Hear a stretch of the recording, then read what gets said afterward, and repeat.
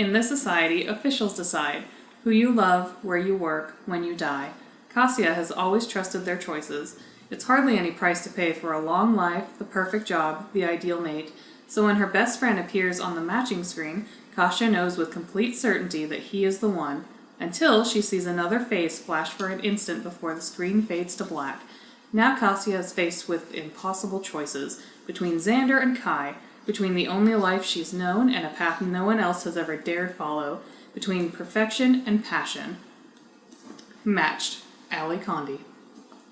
Hello. Hi, it's Jessica. And Kayla, and our guest, Charlene. Charlene is here with us today to talk. Go ahead. Oh, no, you first. I would like to preface this episode by saying that we already recorded most of it, and it was lost to the universe. Yeah. And so we had to start over.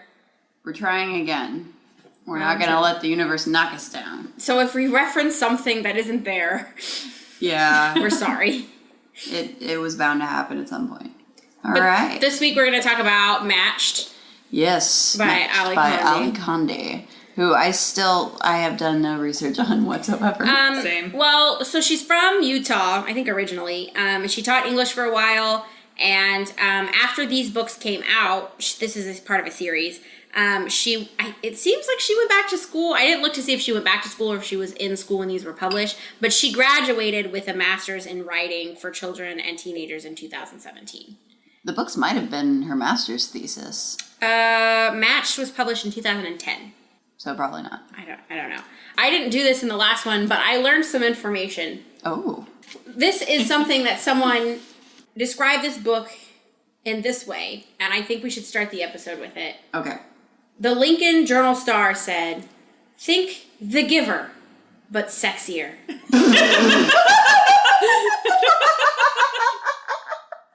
I really love the implication Perfect. that the giver is sexy. I agree. On its own. Yeah. And this But is this just is even just sexier. more. You thought The Giver was sexy? You have no idea. This sounds like a terrible SNL sketch. Is like a sexy dystopia. God. So this is the first book in a series. It's got a green cover, and it's called Matched. The next one is called Crossed, and the next one is called Reached. An interesting thing is Matched is green, and Crossed is blue, and Reached is red, which correlates with pills in the book. Yes. That each have a specific purpose.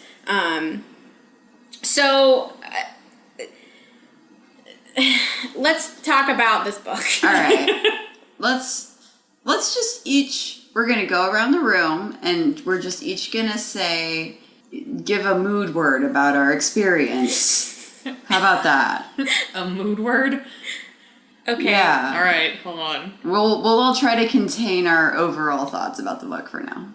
Listen, I only know so many words. I don't know. She used a lot of words in this book. She did. I would say my mood for this book would be whelmed. All right. I wasn't overwhelmed. I wasn't underwhelmed. I was whelmed. I appreciate that word. This was your exercise. Yeah, I know. I would. The honest answer is going to sound so hateful, though. Is fury. Okay. Because I did not enjoy having to spend brain power on this book. But I feel like there's caveat to that, so. I know. This is a tough one. I'm sorry. Like, summon up a mood word. I don't know, I guess maybe curious. Because there's a lot of stuff that didn't get answered. Yeah. It asks a lot of questions at the end of the book, and then is like, the book is over. Yeah. And I definitely want to read the second I and will third, say, I spoiled the ending of the other books for myself. Don't spoil them. I'm not going to spoil them, but I will say, I did it so that I wouldn't go on another conspiracy theory rant in this episode, since we lost the last episode. I don't want to, jinx us. Uh-huh. So I didn't want to keep coming up with conspiracy theories for where these books are going. But I will say they do not go in any of the directions I expected in my pinboard conspiracy theory. Good to know. Good to know. Yeah. It's wild. Well, so this book, I think my biggest thing, the theme of this book is kind of unclear. She starts out kind of talking about like death and the importance, like versus the importance of living and connecting with people, and like the freedom to choose how you live and how you die. Like, what does living well mean? Yeah, and I think she kind of loops back to that at the end, but it kind of feels like she loses her way in the middle of like what the point is. Yeah. Yeah, because then the point kind of becomes, love. Yeah. Love and romance. So to give you a brief breakdown of this book, Kasha, who is of age to be matched is something that this society does to promote the most healthy offspring possible. They have a perfect algorithm to match you with somebody who will be perfect for you in every possible way. They even discuss the genetics aspect of it. So she decides that she wants to be matched on her birthday when she's old enough to do so, and she gets matched with her like best friend Xander. And they've known each other since they were little kids, and this is really uncommon in this society because she lives in a society. I had to say it at least once. So in this society, it's really uncommon to match with anybody that you know. Usually you match with someone from a different faraway province. Yeah. And so it's really strange that she's matched with someone that she knows, but she's really excited about it. They have zero qualms about it or awkwardness. I mean, they have like a little bit of awkwardness and then they're immediately over it. Mm-hmm. And then she goes home and they give you like a USB card. It's not really a USB card, but it's the like a equivalent. microchip or something. Yeah. And it's a flash drive. It has all of the information about your match on it because most people don't know their match yet. So it's like, here's their Tinder profile. And so she opens her thing to look at Xander's Tinder profile, and somebody else's face comes up on her screen, and it's actually someone else that she knows. His name is Kai, and she's really confused by this and reasonably upset by it. And so she's like walking around in a state of confusion when an official stops her and kind of lets her know, like, hey, we know that this happened. It was some kind of accident. We don't know why it happened, but your match is Xander. You can't match with Kai. He is an undesirable or an aberration, which isn't super clear in the context of the book. There's aberrations and then there's anomalies, and both are bad. One is worse. Anomalies are worse. Yeah, aberration is like the middle. Like, you're not good, but you're not bad. You're not really a citizen. Yeah. But you can stay. You can stay within the society. Like, aberrations get jobs and can live among normal people. But they get the worst jobs. Yeah, they get the worst jobs and they can't be matched. And anomalies, I don't think, get jobs. They get kicked out. The implication is that anomalies are like serial killers and murderers and stuff. Yeah, people who can't fit into society. Yeah. But they also can be people that just broke a lot of rules. Yeah. Yeah. So he's in the middle. He's technically allowed to be there, but he's not really allowed to be happy. So she learns this from this official talking to her and is just kind of like, okay, cool, we're good. But then, now that this official has told her she can't be with Kai, she's like, but Kai's kind of cute. I mean, I could go there. So she starts kind of hanging out with Kai. Essentially, she falls in love with Kai because she's not supposed to. Kai has a really interesting backstory because he's very different. He comes from outside of the society. He's not like the other girls. He is not like the other girls.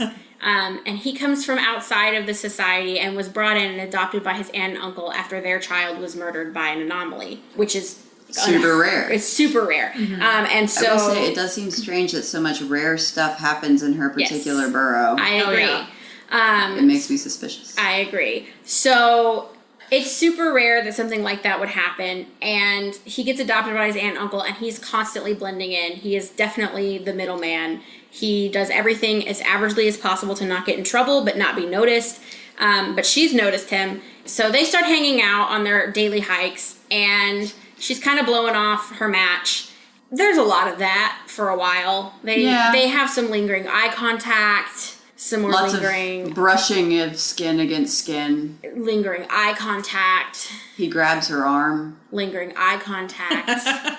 They almost kiss. So many times. He kisses her cheek. I found this book exhausting. That's the word. So, eventually, Kasha is a sorter in training, which is somebody who just, like, sorts stuff. they find patterns, essentially. And she's really good at her job. And she gets this final test, which is considered like a live test, where she has to sort real life people. And they take her to where Kai works, which is like a food disposal plant. I don't know. Yeah, they're washing dishes. Yeah, they wash the dishes and throw away all the gunk. So I'm going to rewind before I move forward on that part and say that towards the beginning of the book, Kasha has a grandpa who she's close with, which is also kind of rare. And he turns 80, and when you turn 80, you die.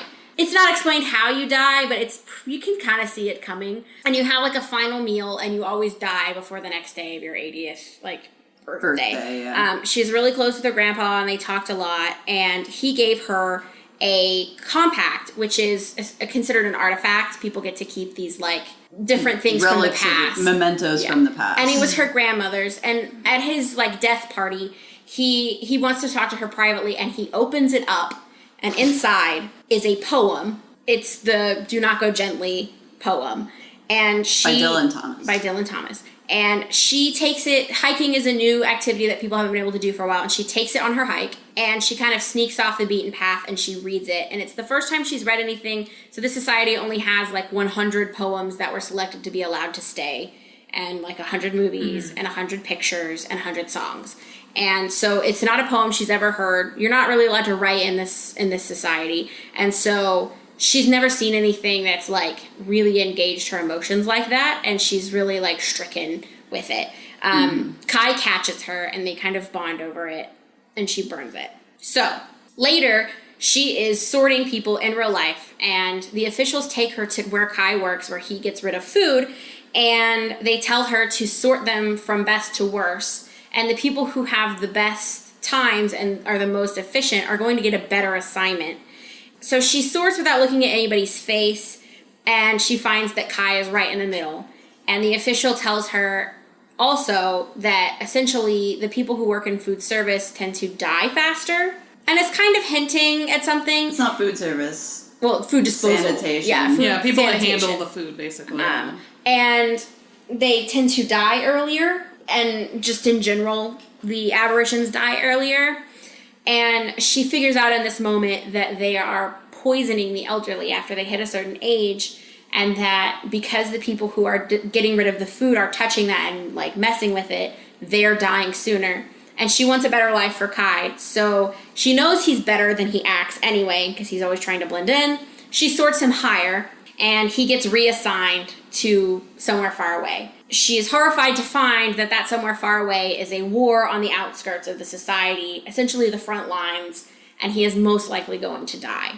She finds this out in the middle of the night as they're dragging him away from his parents, his adoptive parents, who are like screaming and crying in the street, and she tries to help, and Xander shows up and tries to help, even though she's already told him she loves Kai, and her little brother and her parents, they're all there, and they all learn that the society is having trouble in this war, and that they're sending aberrations who are doing well at their jobs to go and fight on the front lines.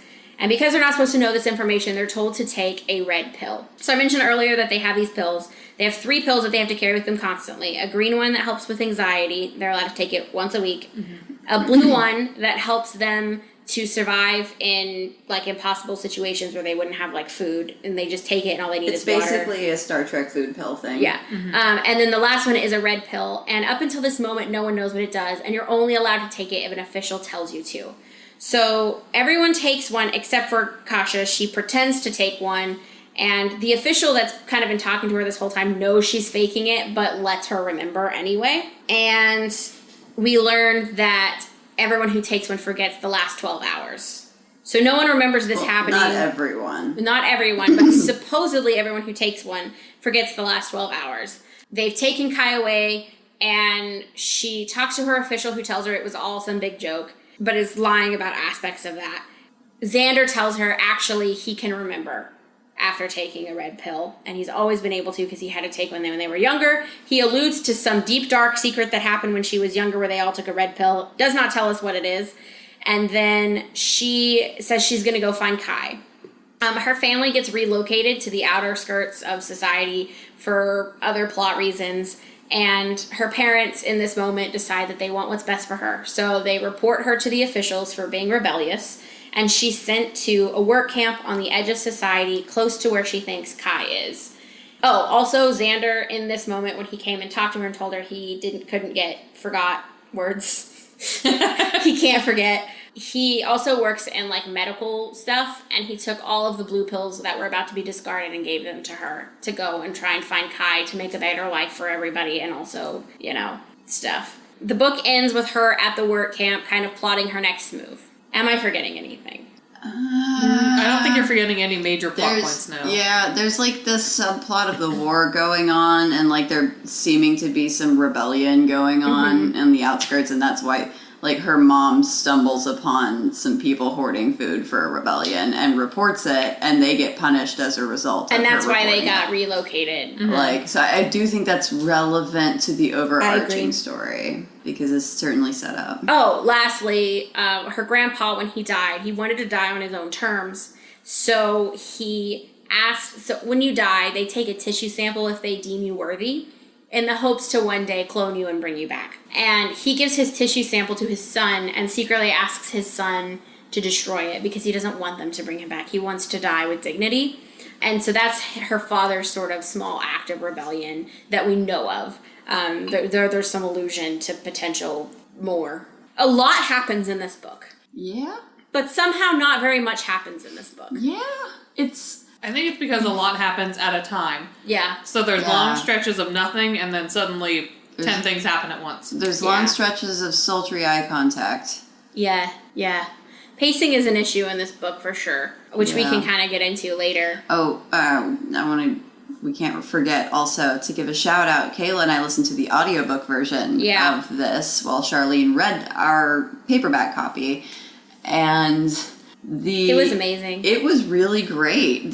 Whoever the audiobook voice actress is, man, she's a killer. And I don't mean that in the same way that like I enjoyed Evan Rachel Wood's performance. I mean, like, she's a really good voice actress. Yeah, it was very captivating. Like, I think I enjoyed the book more because of it. And also, I felt like I knew her the whole time I was listening to it, and I kept looking her up, trying to figure out what I know her from. I still have not figured it out.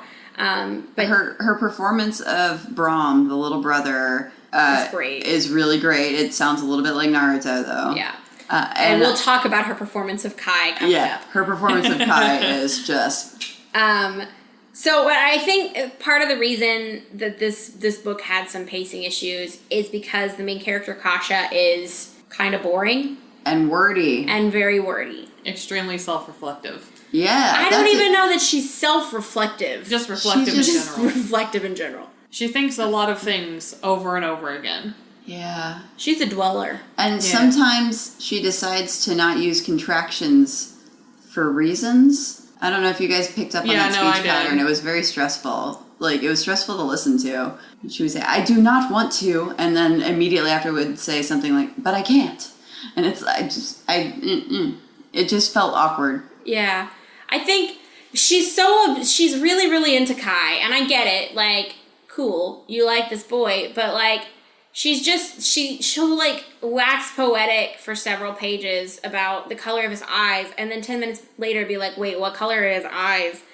And that was a bit frustrating. Tell everybody. And she's kind of a writer, I think is the implication. She's a creator, and she's really has a passionate like relationship Creative with side. Words. And she's a thinker. Like, she's a really good sorter for a reason. She's very analytical. Yeah. Mm-hmm. So it makes sense to her character, but also, like, oh my gosh, get on with it. Yeah. Right, like, after a while, it's like, okay, we get it. Yeah. We get it. Yeah. Things are like other things. Move on now. So like, but that's accurate. Yeah, like just. But here's the thing: all the world building is done during that incessant chatter too, and it's done in a way that I thought it was pretty effective. Yeah. There were moments that were effective and moments that I was like, I wish she would talk more about this thing that she seems to just think we'll understand. Yeah. When she spent so long talking about the matching, which I got immediately. I was like, okay, that makes sense, actually. Yeah. But she talks about it so many times, like, just in case you're not sure what matching is. No, we get it. We know. Although, okay, to be fair. To be fair. It is in the it's in the perspective of a 17-year-old True. in a love triangle. True. So she is not going to be thinking about all the weird intricacies of the society she lives in. That is very wrong. She's going to be thinking about her boyfriends Yeah. a lot. Yeah. And Fair. which one she's supposed to be with. Yeah. Because her whole life has led up to This moment. who, And that's, her you know- whole life led up to the one moment of her getting matched, and she got matched twice. That's totally fair. So I get it, but yes, it's also frustrating to read at times because it's like, no, I want more on the society itself. I want get Yeah. to the more interesting part. The meat. The interesting parts of the story are not the parts of the story Kasha wants to tell us. Which makes sense, again, because up until the end, she doesn't care.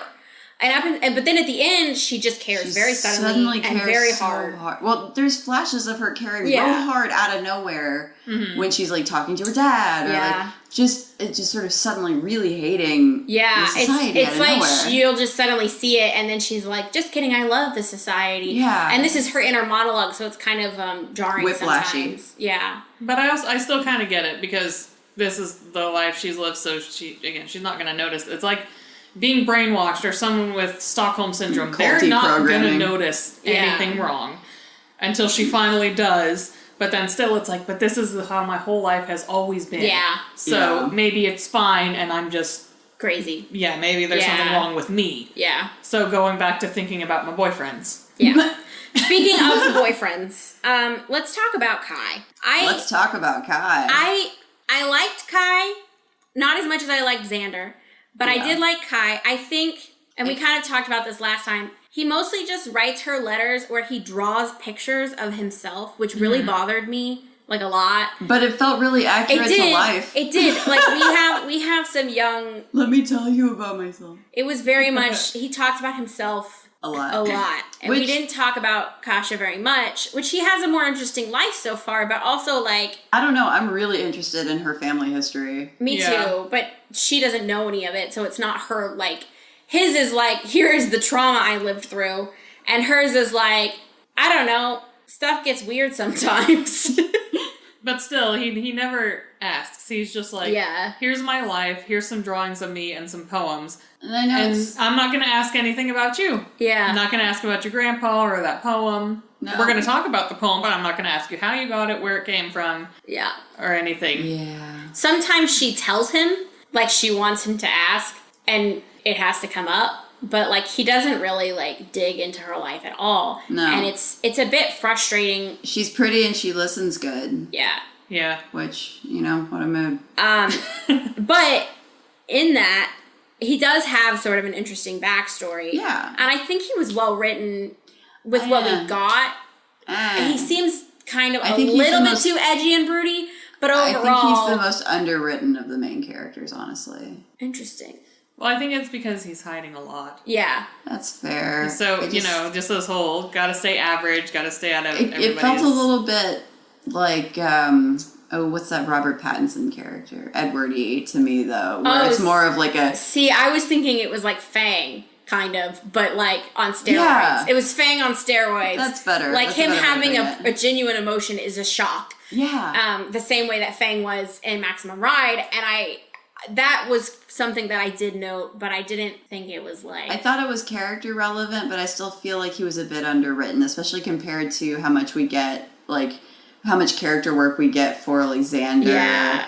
I think he was more, she relied on his backstory more than his actual character. Yeah. Whereas Xander had to kind of carry his own. Because he was only very briefly in the book. Yeah. All that said. All that said, the voice actress, when she did the Kai voice, Was amazing. was incredible. She has the sexiest dude voice. Like, It's it was amazing. hot. Like, so I could understand like why Kasha would be invested in him with the voice that the voice actress did for Kai.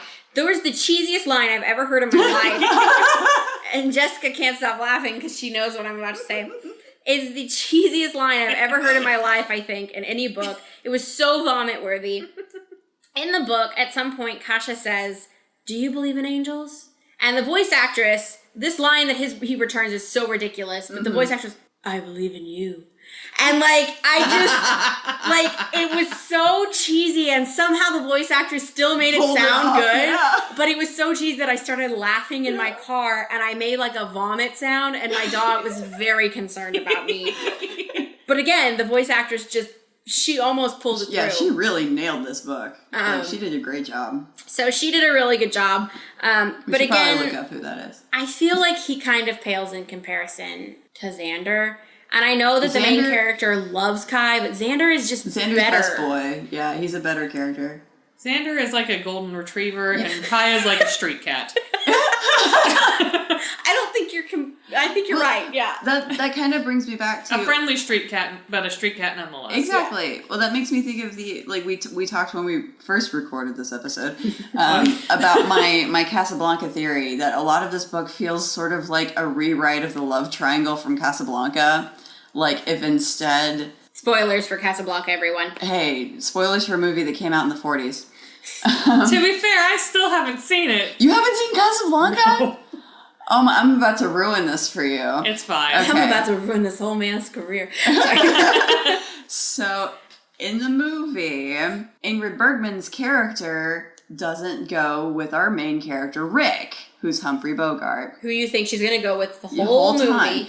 And he runs off with, like, the Moroccan general in charge of the area under Nazi control, and they go off to do dangerous rebellion things while she stays with the head of the rebellion, like the leader of the rebellion, to support him because they're like her support of him is more important than their love. And that's kind of the conclusion of the movie, is like the war effort's more important than some things. And it felt like maybe Ali Condi saw that movie and was like, y'all are wrong. She disagrees. She disagrees. I could see that. I think Xander had actual character development. I think he had the most character development in terms of our three main teenagers. Yeah. Because we actually learn a little bit about Xander growing. He was very subtly written. He was, Yeah. and I liked it. He cared about Kasha, and he was hurt when he found out that she cared about someone He else. was always very real with her. But he was honest with her. He was straightforward. He never tried to play games with her. And whenever he realized that she did love Kai, as much as it hurt him and as much as he was angry, he was still like, she's still my best friend and I still care about her. And Kai's still my And friend. Kai is still my friend. Right. And also, I really love the story. We get this backstory when he's younger, and he essentially tries to blackmail Kai into taking a red pill so we can find out what happens.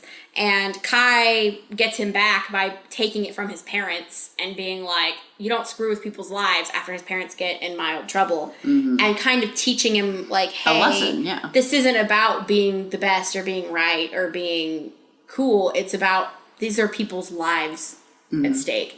And I think if you go back and think about Xander's characterization through the rest of the book, knowing that now, that happened when they were younger, it really, really affected him and his character and how he treats people. Even when one of their friends is like having an anxiety attack, he breaks the rules to give her one of his green pills to help calm her down. And like, he very much realizes like, hey, these are real people and there are real consequences, but people still matter.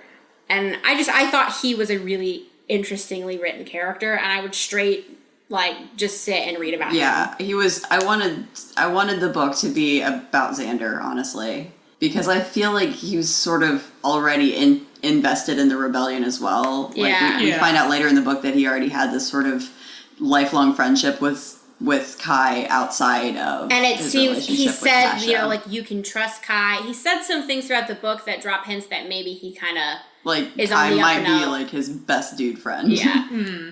So, yeah, I personally thought that Xander was better than Kai. Not that we should have to agree. compare them, but if it's a love triangle, I think she picked wrong. I think she picked wrong. Do you land? You know, You picked Kai before too. yeah, I go with Kai only because we don't know as much about him. And I want to know more about this kid.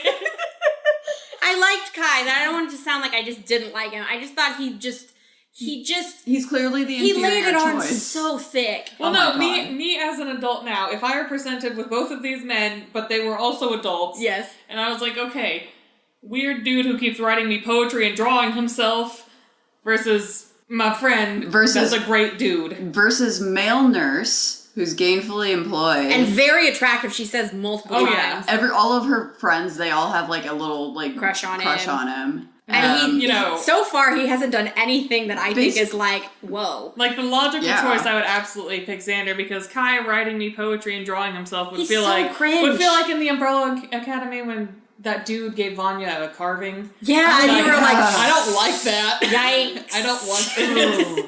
Yeah, it's that same vibe. And he Like- just, it's cringe. It's very cringe. You don't like start getting deep with somebody and immediately like, here's a picture of myself that I drew and a poem.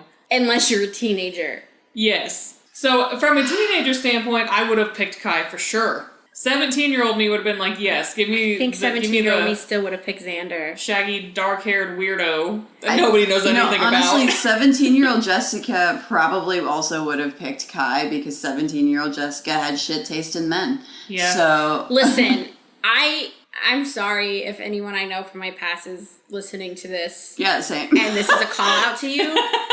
But when I was younger, I had a guy who actually tried to write me the lyrics to a song to impress me, and I immediately broke up with him because it was so cringe.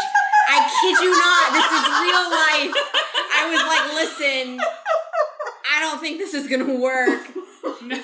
Okay. I'm sorry, and I broke up with him. So I think the teenager me would have picked Xander because even when I was younger, I always wanted to date people who were just like chill. Practical like Okay. you. Yeah. Legit. I kind of had a similar experience. A guy that I went to high school with asked me out with this very well thought out poem about the moon and like Oh gosh. Dear God. how the universe could grant him nothing better than me. And my response was, and like, would you be Jesus. mine? And my response was, sure.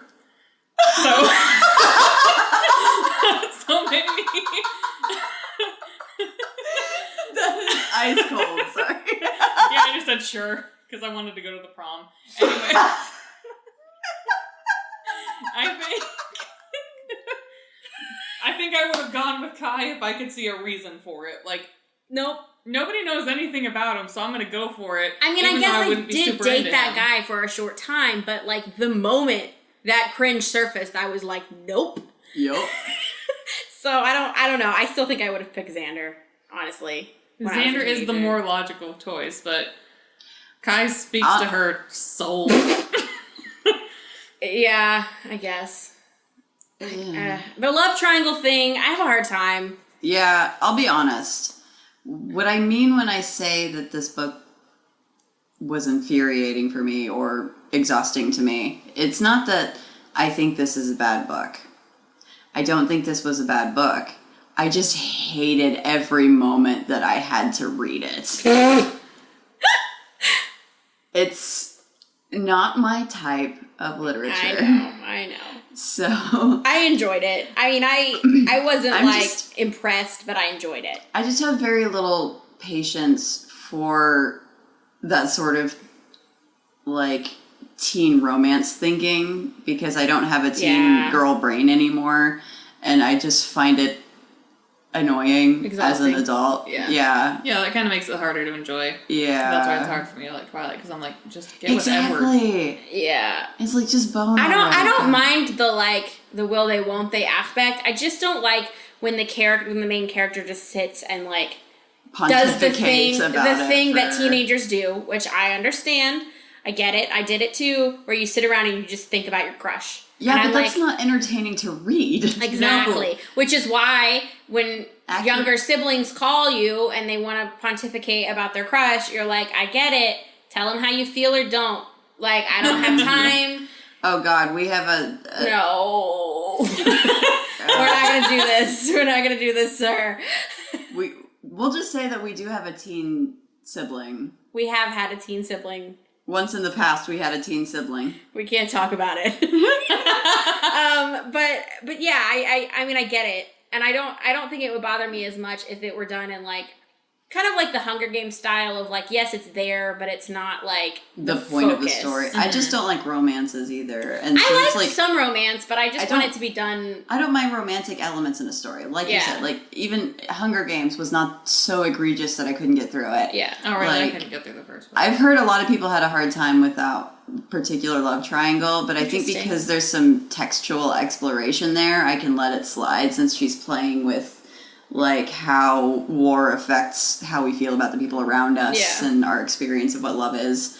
I think maybe that's the problem, is because that's all happening in the background and Cassia has no idea about it until the end. Yeah. She's just completely like... Whereas Katniss knew from the beginning this is how everything was. Yeah. So I think if she had known all along, or if there had been a hint sooner, maybe you wouldn't have hated it so much, because then it would have started earlier into the...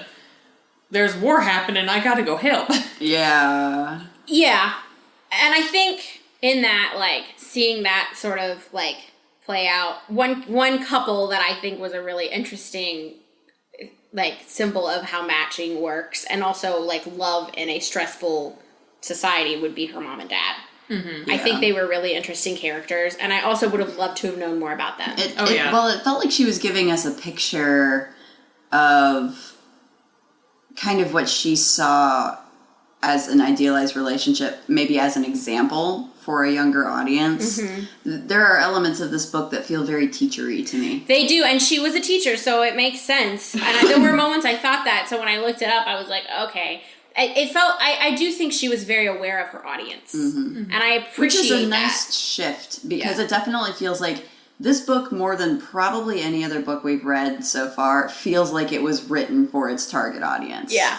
And like very consistently, and that's kind of refreshing. Yeah, I appreciate that. But her parents were just very interesting. Her dad, with his sort of quiet rebellion and his willingness to break the rules for the people that he cares about in order to help them. Mm-hmm. And her mom, on the flip side, follows the rules in order to keep everyone safe, which ends up backfiring, which is a pretty loud as a bell, like, moral lesson to say out loud. Yeah.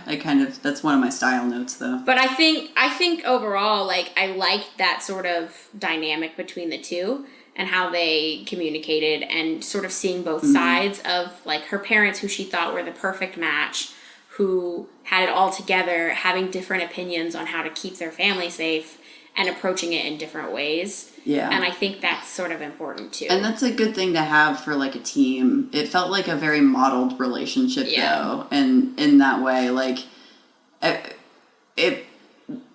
this book says a lot of the quiet parts loud. It does. And so it's not subtle that way.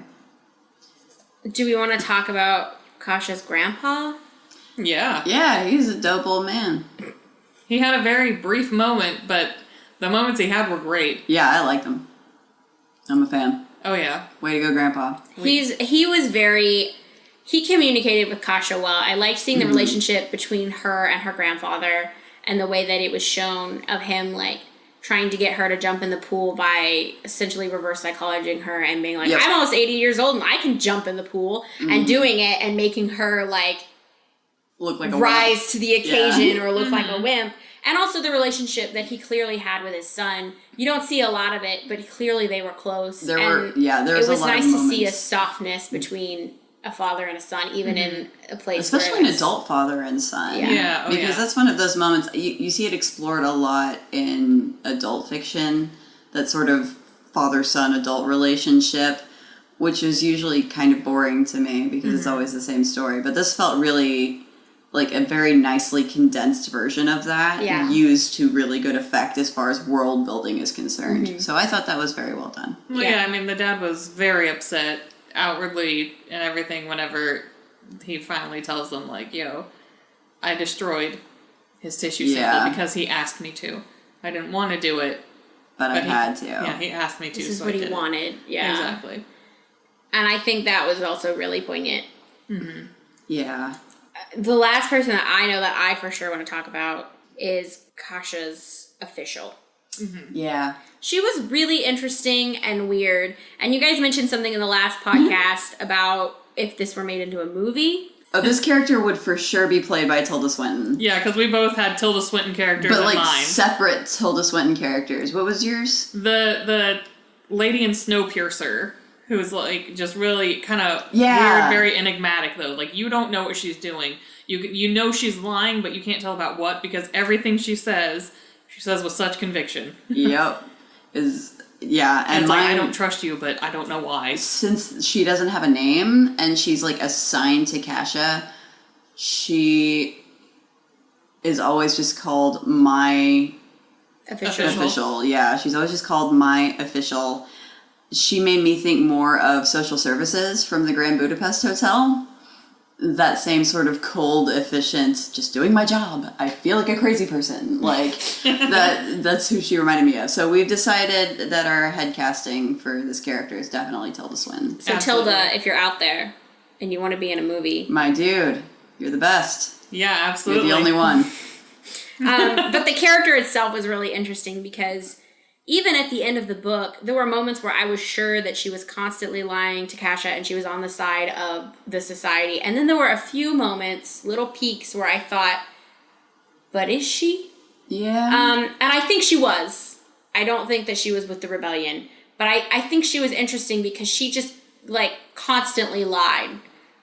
Mm-hmm. And she was constantly just, like, messing with Kasha's head. Yeah. And it was very interesting to watch. Well, the whole idea is that they were being tested, but the testing methodology is extremely dubious. Yeah. In my opinion. So she, at the end, she tells Kasha that they put...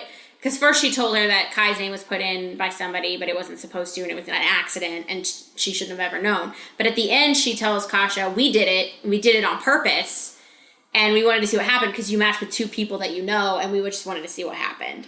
But that's not entirely true either. So the question is, how true is it? Who really put Kai's name in the Goblet of Fire? Yeah. Like, what's going on? Did Kai put his own name in the Goblet of Fire, Harry? We'll have to continue to read to find out. Yeah, I probably won't. I will. I'll do it if one day we have 1,000 bazillion listeners and we have a Patreon and we have to do stuff like that. But that's the only reason I would possibly read the next book in the series. I'll do it for fun. I'll probably will read it. I will say Y'all fine.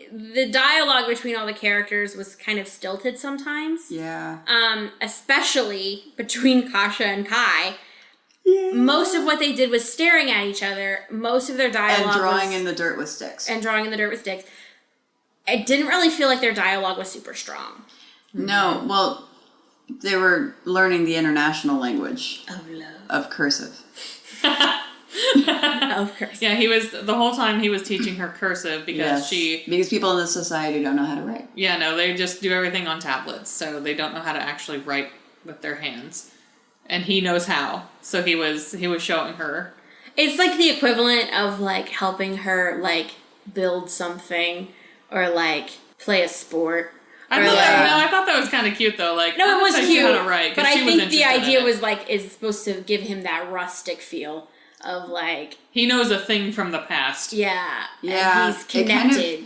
I will say that kind of connects me to Cash's character a little bit more because when I was 17, I used to think the most attractive thing in a person that I could date is if they could teach me something interesting. Mm-hmm. And now as an adult, I'm like, that's kind of dumb. Well, I mean, Like, I think- I mean, it makes it interesting. Like, I want Yeah. to learn things, but that doesn't But, make me like, like I want to I date you know. because you because can I could teach me just take a something. class. Yeah. Like I exactly. Like, but The that internet was exists, so exactly. Like, I have a free subscription to lynda.com through my library. we are not so sponsored. This we're is not sponsored. We're not sponsored. Sponsor us, lynda.com. But yeah, I think because of just the way that it was written, it felt like she maybe struggled with dialogue a little bit, and she sort of hid Yeah. behind prolonged eye contact as a way to hide And, that. like, And self, prose. talking and her prose was like her own head. interesting. Some of it was Very lyrical. yeah, and there was some of the imagery that she created with her prose was kind of striking, but overall it You felt could tell the a idea. lot. Yeah, you could tell the idea was that like she's trying to establish Kasha as a character who loves the way words feel, basically. And I get that. Yeah. But God, is it exhausting? Yeah, Oh my yeah, gosh. it's a bit exhausting. It's a lot. Yeah. And I think the way she writes herself, that didn't make sense. The way that the author writes was a lot better than the way she made Kai write things. Yeah. Yeah. Like, the poems he wrote to Kasha, to me, were lame. Yeah, they were very lame. His drawings were lame, and his poems were lame, and the way he said it was all just real lame and cringe, and I just kept thinking, why does she like this? Yeah. Like, boy, you Also, have this very intense story. You don't- can tell it, but not like that. I don't like the implication that she needed Kai to teach her how to be creative.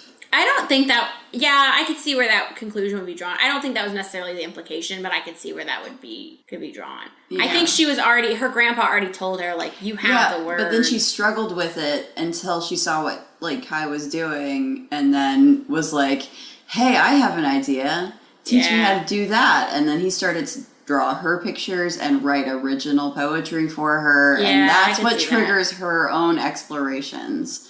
And I don't like that. I wish she had started trying to be more creative before she met Kai, or separately, or had that be part of, because it's supposed to be her own journey. She's the protagonist of this book. Yeah. Like, it could have been seeing the poem from her that her grandma wrote. That could have been what spurred it. Yeah. In general, just seeing someone in her family Wrote handwriting something, even though they didn't Exactly. create it, it was still, they hand wrote a forbidden poem. Like, that could have Yeah. been like, I want to do things like this. Exactly. Yeah. Like I it- want to make my own story in words. And I do wish they would have built up the connection between her and her grandma more in this book. Well, she kind of says, though, she didn't know her. Right. I don't know. I feel like the grandpa so clearly felt connected to that character when he's talking about the I poems think and giving them to That's her. realistic in that Right. you have, like, relatives that know someone that's already passed, or people who have had a friend that was a huge part of their life, and so you Right. sort of know that person through that other person, but you don't necessarily have a relationship with that person, but they still affect your life. Yeah. And I get that. I do. You would have liked it. On your wish list, it would be there. So who was your trying the most character? Oh, am I doing the most character? Oh, yes, doing the most, sorry. My doing the most character was her best friend, I think. Was that right? Oh, yeah. Yeah, Em. Em. Her best friend Em is doing the most. in this book. She's trying She's real doing a hard. lot. She is just having a time. That girl has a breakdown, and then, like, she ruins everything with the artifacts. It's Yeah. just, I would love to have seen a book just about her. Just all of her, like, She she is- just thinks everything's normal, She but is she a just is Benny cursed. Hill soundtrack Yeah. turned into a character. Yeah, Everything she does causes chaos. Yeah. it's true. It's She's and a lot of fun. I like it. She doesn't know how to handle it. That feels accurate to me, to teenage girls, honestly. Her character felt the most authentic to real life teens to me. She's like, I borrowed your artifact. Yeah, that was the thing that happened. So Yeah. she didn't have an artifact to bring to her matching ceremony. And so Kasia lets her use her compact. And then shortly afterward, officials come to take everybody's artifacts. And Em is like freaking out on her lawn. And she's like, I don't know what happened. they You saw know. me with it. They didn't like it. And so now everyone is having their stuff taken away. Mm-hmm. So, yeah. Poor they kind Em. of cover that at the end, too, that's probably not her fault, actually. No. It's She's just riddled with guilt. Yeah, she's just riddled with guilt. They probably came and took everybody's artifacts to help pay for the war effort. Probably. Yeah, they would have taken them regardless. It was just, That a was a good convenient reason. excuse. Yeah. yeah. But overall, yeah, I think the dialogue was kind of stilted. I will say that this book felt very much steeped in the genre of dystopian Romance. society and romance. There were so many references to Oh, other gosh, yeah. dystopian books I in think this. in the original pod, I actually compared it to, it's like a romantic dystopian version of Ready Player One. And 1984. Yeah, I got a whole lot of 1984. But that's mostly because the other books you mentioned I hadn't read. Yeah. I'd only read 1984, Well, but yeah, when I was reading it, I was It like, keeps ooh. a ton from the Giver, too. And Brave New World and, Yep. The Giver. Did you It's the say, Giver, but sexier. You said Fahrenheit 451. Yes. There was also a Fahrenheit and the 451 sort of aspect. running away to the Outlands. Yeah, type and of also sense. I think it had a okay, so spoilers for Fahrenheit 451. Fahrenheit 451. Thank you. Words are so hard, guys. So at the end of Fahrenheit 451, they like escape the city and then everything blows up. Welp. And And they become like hobo academics on the road, like memorizing and spreading the word of literature. so this felt like that in the fact that at the end of the book, everything just happens and it's like, oh, there's a war on. Yeah. And I think, and there's lots of undertones in Fahrenheit 451 that there's stuff going on in the background, and in this too, and then suddenly it's like, oh, but this is real. And I think this book also kind of did that. It would behoove us to bring up again that it capes a lot from The Giver. It is The Giver, but sexier. Yeah. Like, it takes so much from that, I feel like. I agree. It had a lot of We should probably get more Giver. specific, but I don't want to. it just sort of the coming of age and sort of coming into reality and recognizing, like, there's a lot of sameness aspects in the society. And in fact, she uses different language to say basically the same thing about the matching system. Like, talking about not saying that everyone's striving for sameness necessarily, but saying that they are striving for the least amount of genetic variation possible without putting the overall group genetically at risk. plus the precision of language, as well as That's very a 1984 sort of to me. that was more 1984, but there's also a little bit of The Giver in that, which you know we also compare to 1984. Yeah. But also in all of that, I thought of Brave New World a lot in the fact that Kai is an outsider that's sort of brought into something that's already established and different, and trying to make the best of that he can. And I thought that was also kind of in there. I do think she sort of relies on genre conventions rather than tell the story sometimes. Yeah.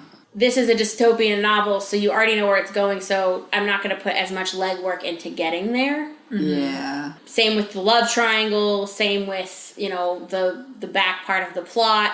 Like, there was definitely a lot of, like, I'm not going to put in the work here because you know the genre. Although she did surprise me a couple of times, because there were two very strong incidents where I was like, I know what Kasha's going to do here, and then she didn't. One was when the poem, she realized she needed to destroy it, and she went to destroy it. I was like, she's going to fold it up and keep it.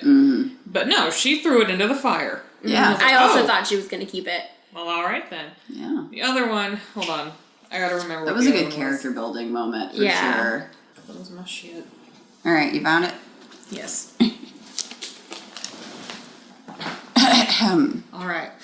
And then the other thing was when so Kai at some point in the book tells her that he can get information because she asks him how he knows something, and he tells her that you can get information if you go to the museum and go stand by the specific exhibit. Yeah. And if you're there long enough, someone will come and ask you a question, and you have to respond a certain way, and then they know that you're in the know. Yeah. And so she goes there because she's like trying to figure out how she's going to find Kai. At so the end of the book. Yeah, at the end of the book. And so she goes there and she stands in front of the right picture for a while, and then someone comes and asks her the question. And I figured she was going to tell them the poem that, you know, her and Kai know, or like the only people that know. I figured she would give that up to try to find out his location, and she didn't. Yeah, I also expected her to do that. So Because she... it was definitely foreshadowing when they brought it up. I was like, this is going to come up. Yep. Yeah, like, okay, she's going to give up a poem to find out where he is, but she doesn't. She chooses to keep the poem to herself. Yeah. And In it's just order to like, keep never their mind. love pure. I do think she may give it up later. Well, Maybe sure. not, but, like, it's possible. But yeah, I also expected her to give up the poem right then, and she was like, no, I'm not gonna. Yeah, And it was kind of like, oh. And I also expected when she didn't, I was like, oh, she'll give up the, like, Sisyphus story. Yeah. Yeah. But she didn't give that up either. And I was like, she's not going to tell them anything. Yeah. And I was kind of surprised. Yeah, so there are some things, I think, even though the story leans a lot on typical dystopian tropes, there were some things that were surprising. Yeah. Yes, That I agree. didn't see coming. Deviations from the norm. Which Like I like. said, I did kind of spoil it for myself, and it goes in directions I wasn't expecting. And directions I suspect are foreshadowed really well in this book. And I think So- she leans into the genre in order to sort of break away from the genre. My problem isn't that she leans into the genre. My problem is that she leans into the genre instead of doing the legwork sometimes. Yeah, it's very referential. That's why I think I compare it to something. I wouldn't say it's as egregious as Ready Player One. It's not like references to specific stories, but it's obvious that the author really loves dystopian fiction because it just feels like so much is caped from the classics, like structure-wise and in the world building. Yeah. It's definitely her bread and butter. Yeah. You can it's tell like she's reading read a a lot of fantasy it. novel that's yeah. like a standard in the genre. It's kind of impressive, honestly. It's like writing a really good pop song. Yeah. Like fan fiction, like a cumulative fan fiction of multiple things. Yeah. Yeah. Well, and I think because she leans into the genre really heavy, and because of the way she writes Kasha, her timing and her tone are really weird Yeah. sometimes. Like, we'll have like 4 or 5 pages of Kasha and Kai sitting on a hill staring longingly at one another, and then A bunch of action. something will happen, and it happens so fast, and I'm like, wait, did that really happen, or was it like a thought, or did it like... Yeah. It was kind of almost unclear because the timing and the tone was so like dissonant. Disorienting, Yeah. I will say this book has tonal issues. Yeah. For sure. I think part of that might have been the voice actress's choices for Kasha. She made her Maybe. sound a bit infantile in a lot of ways. I could see that. And it made some of the more horror-stricken elements of the story, like what happened to Kai's parents and like the poisoning the old people, and that, like, it makes those things feel kind of dissonant because of the way Kasha speaks, I think. Because it's so That could be it. sing-songy and whimsical. Yeah. Like, I don't think it was a bad choice because it feels right for Kasha as a character. It just feels In her wrong. voice. Yeah, it just feels wrong for the story. Yeah. I can see what you're saying there. Maybe that's why I didn't pick up as much of that, Yeah. because I was reading it myself. And you could So kind I of was create that tone Yeah, yourself. I could like, Fix that dissonance. yeah, I could be like, this is just point of view stuff, so it's just story stuff versus the dialogue. Then I could be like, okay, they're speaking, so here's different head voices. Yeah. But the rest of the time, it was just reading and visualizing what's happening. It just all felt like one big inner monologue Yeah. in the audiobook. And for which is sure. why it really felt like it dragged sometimes when she would go off on her like tangents about Yeah. the weather. Because I was just like, I get just it. actively work to pay attention to very large chunks of this But you book. have hard time with that kind of writing anyway. We've talked Yeah. about it in other episodes. It's the same You thing. have a hard time with long descriptions. Yeah, I can't make myself care. My other things, like setting wise, is like the society as a whole and also the character's role in that society. Yeah. Because Kind it of- kind of felt like maybe they were captives, or maybe their parents were captives. And like they've just been bred and raised in captivity, and so they don't realize they're captives. Yeah. And how much of it is them taking an active part? Because there are moments where she talks about it like they all know what's going on and they're really like cogent and aware of it. Yeah. And then she talks about it sometimes like it's like, I had no idea, I'm so oblivious, and none of us even knew it was like this. And it's kind of like, how aware are they? Like, how self-aware and how socially Yeah. aware are they as to their position in the society? It's like, are they aware that they are in a dystopia? Yeah, because they're Kind of. afraid, and they definitely have that sort of like you Fear. said, like being brainwashed of Yeah. being That stuff Like- reminded me of 1984. Yeah. Oh, Very absolutely. Big Brother, Big Brother's on your side. We're watching you. There's cameras in every. Yeah. They're not really cameras, but they're like. But she couldn't feel like she could be alone anywhere. yeah. And there were officials everywhere, and they, record them while they're sleeping. Yeah. Or Oh, they yeah. monitor them They while they're monitor sleeping. you God. while you sleep, guys. It's creepy. And like another thing that I wanted to bring up that I didn't get to last time that really creeped me out yeah. was she mentioned when she's like just casually jogging that she has an athletic pass. yeah. Like Yeah. they have to approve that you can jog for a certain amount of time, because if your heart rate gets too high for too long, then they're going to take you to see what's wrong with you or to see why you feel the need to run. And the way it was Yeah. told in the audiobook, at first I was like, I mean, that's weird, but okay. But then looking back, and I was like, they're trying to keep people from getting too strong, Exactly. from pushing their limits too much. Yep. Like you can't be too strong, you can't be too fast, you can't know too much. Because she mentions a lot that, everyone is trained in very specific things, but outside of their one specific all thing, compartmentalized. yeah, they don't know how to do anything. Yeah. Like you could know how to grow something, but you wouldn't know how to harvest it, And- and that kind of thing. That's interesting. Like, I specifically wanted to talk about that element of it, referring to the sorters, because I still maintain my perspective for my original Oh yeah, conspiracy okay. theory. So in our original one, we were talking about this because I have a problem with. I don't really see the point of the sorters. Like I get it, but computers are doing it first, and then they're just going, or at least the training part of it. They just go back through and make sure that they also can figure it out. And it was kind of like, what's the My of this. theory is... So Jessica has a theory. I have a theory that the sorters are just basically human, like, bots testing an algorithm. Like, it's basically a big group of humans writing an algorithm for the war weapons and, like, for the greater war machine of the society. And they do it that way because, like you said, they specifically talk in the book about technology and how technology, they believe you need just enough to make life easy, but if you have too much technology, it makes people confused, and they feel like they have too much information in their brains.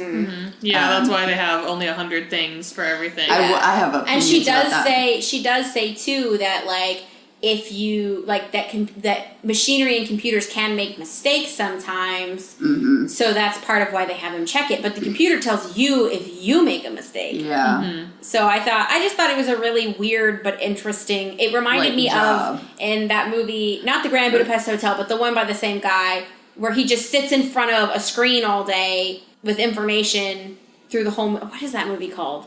I'm looking at you. I know you don't know.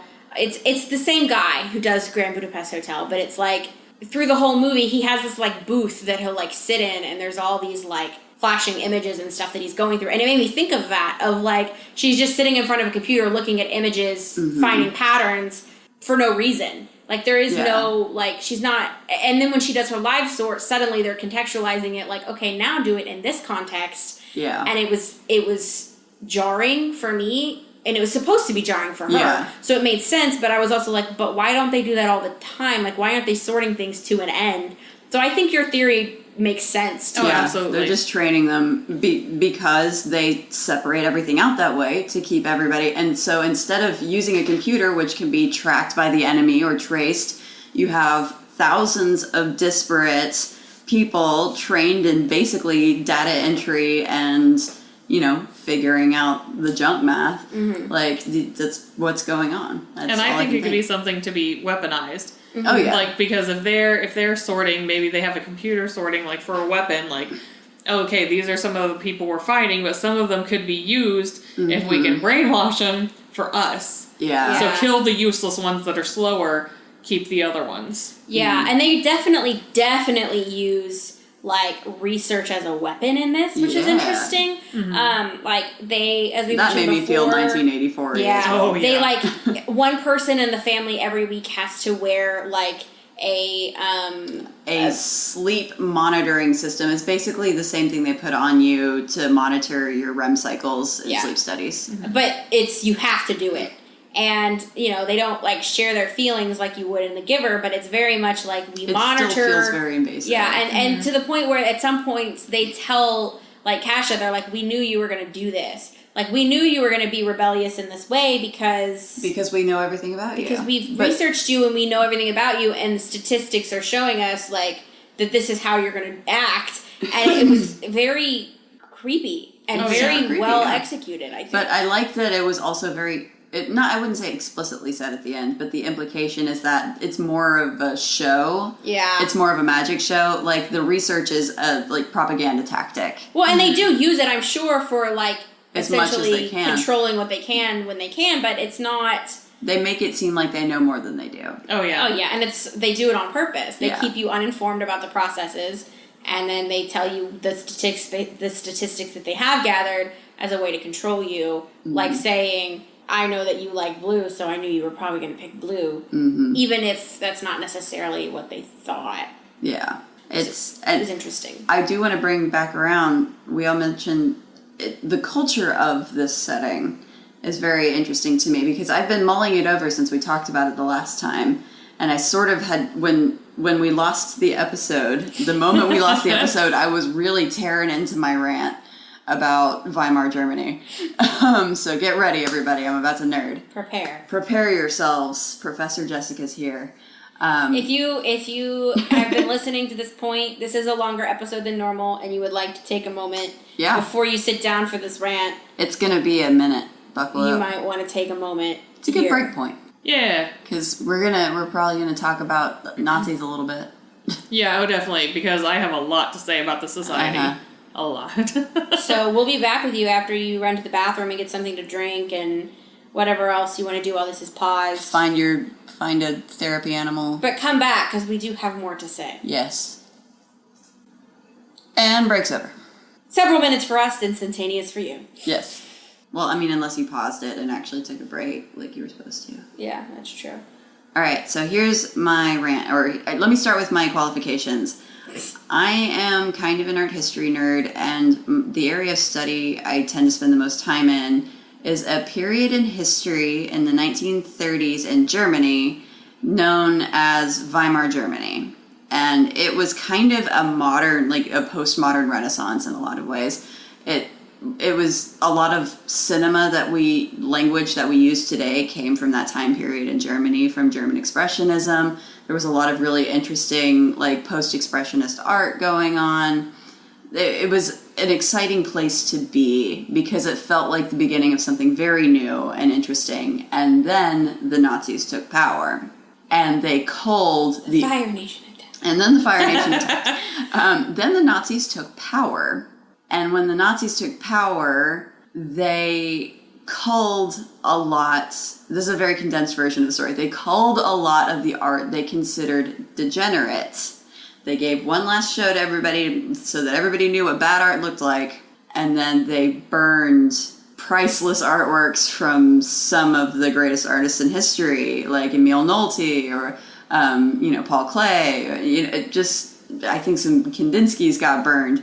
But the point is, in Nazi Germany, the control of what art the populace got to experience was a method of propaganda. Mm-hmm. And it's one of those, like, theories that I like to think about. They did that with music as well. Exactly. Like Shostakovich, there are songs. Well, that was Russia. Right, but you know what I'm saying? Like, that same sort of, like, they did that in Germany as well, of the idea of... Well, absolutely. Wagner helped build the Nazi ideology. Yeah. I mean, if we're being very honest, Wagner and Hitler were very close, mm-hmm. and a lot of Hitler's more aggressive pro-Aryan, anti-Semitic ideas came from Wagner specifically. The idea was to use art and people's concept of art. How people think about art as control. And they definitely do that in this society. And that's the specific, it's just, there's so much context to that story that I feel like it's important to know those things, mm-hmm. knowing that it's about the control of what people see and what people think is good that makes it propaganda. Mm-hmm. Well, and there's nothing, so the poem that Kasia finds is a very, very visceral poem. It's Dylan Thomas's Do Not Go Gently. Yeah. And it's a very visceral poem, and it's very much fight the system. Yeah, but for her, she says the words are so beautiful so many times, and the implication, I think, is that a lot of the poems that they kept and a lot of the art that they kept, a lot of it was very mild. It was mild to keep them tempered. And when she finds something that isn't mild and isn't tempered, mm-hmm. it startles her into a sort of awakeness. And that's an exciting... The art can make you feel that way. And the only thing that they have in their society that's not, like, mild and tempered is their propaganda film, which is actual footage of a war on the edge of the society mm-hmm. that she thinks is fake because it's so over the top in her mind. Because they're not used to seeing anything real. So they all think it's all paid actors and they think it's over the top until she finds out from Kai later, because he was like that it's actual war footage and is like kind of horrified. Yeah, and they were sitting there like kind of making jokes and just laughing because to them it was just a movie. But for Kai, I was like, no, that's real. That's what it's really like in the Outer Lands. And I mentioned last time before we left the episode, it reminded me of that scene in Inglourious Bastards with the propaganda film of it was that same sort of like feeling. Nation's Pride or something. That's what there was Nation's Pride. It made me think of that. I think Eli Roth actually filmed that. By the way, I think he was like the most extras on set in history, which is a great dumb brag. Yeah. But it made me think of that. Like, as soon as it started, I immediately thought of Inglourious Bastards. Yeah. To the point where I almost expected the theater to catch fire. Like, it was very, in my mind, the same vein. Yeah. There's definitely... The society is very fashy. Mm-hmm. in ways that it took me a while to mull over to really put together. And I think it's not because of the fault of the author. Once again, it's a fault of me. I just don't want to think about the book, and I have to like make myself. So it took me a while to like piece it together. But the society is for sure Nazis, right? Yeah. Oh yeah. For me, it struck me pretty not early on because at first it just seems like things are kind of controlled here. It's a little weird.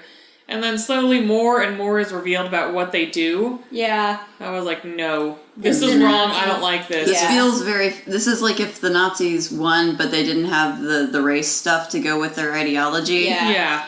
Which is what 1984 is about. Yeah. You know, like functionally. they had the eugenics, like we're going to choose who you get with, how many children you have, when everything you stop, but the when you race stuff. die. And it's still bad. Yeah, and I think I agree with you. Controlling the art is like, they only see things that are either positive or neutral. Yep. They never see anything like fight, like have opinions of your own. Nothing passionate, nothing with oomph. Yeah, and no one's allowed to make anything new. Yeah, so they're not allowed to write. They're not allowed to. They're only allowed to draw when they're children. They're only allowed to draw on like tablets that are immediately wiped clean when they're done. Yeah. And I'm sure the information is probably stored so they know, like, oh, this kid's drawing one specific thing too much. Well, yeah, I'm sure they also keep the data because I'm sure they need, like, actual artists for design and propaganda because whether you believe it or not, being an artist is a real job. People always need a propagandist. Well, and that's, Design's I thought that was interesting that they were allowed to draw when they were younger, which was a bit of a surprise to me after the rest of the book that I'd read that they were allowed to create anything. And then to find out they were only allowed to do it digitally, and it was immediately wiped clean. That almost sounds like okay, we're going to give you a little taste of it, but we're going to kill it immediately so you stop seeing the point of doing it. We don't want you to create. We just want you to be able to make what we need. Exactly. And it's a training. Yeah, I think it was just to kill the passion because you know if you keep spending time on something and getting good at something, and then every time it's just wiped clean. Gone. It's like, what's the point? Why would I keep drawing this? Because I can't keep it. Overall, I thought the society was very interesting, and I wanted to know more about it, which is why I think I got so frustrated about the love triangle stuff happening, because they're chilling in the hills, like, talking about each other's eyes, and I was like, what's going on in the society? I need to know, and that's probably the main reason that I'm going to read probably the next books, is because I need to know for myself what's going on. The mystery was there. She did a good job of creating that mystery. I want to know what happened that they all had to take the red pill for. Me too. And I want to know. I have my suspicions about that. Now that I've sort of spoiled the plot for myself, I think I know what happened. I think it has something to do because she mentions, because at the end of the book, after her mom comes back from the thing where she found the secret food stash, they chop down all the trees in the neighborhood because their neighborhood's like Maple Tree Lane or something. They chop down all the trees, and then Kasha suddenly remembers, like, oh, it used to be called something else. Stony Brook. And then they renamed it. Now the trees are gone, so they're naming it again. I think the red pill has something to do with why it used to be called Stony Brook. I agree. I think that they changed the name because of I also think... Don't be spoiling stuff. I'm not going to spoil stuff, but I think it has to do with, the kid that Kai replaced. That's my theory. I agree, actually. I think that's what it is. Like, they remember that he got killed, but there's more to it. Well, yeah. Well, Kasha mentioned she thinks that maybe they let him getting murdered be remembered. Like, to remind you, this is what's outside. Maybe they didn't necessarily let everything get remembered. Yeah. Oh, yeah. Because, like, it would still be traumatic, but not as traumatic as what actually probably happened. Yeah.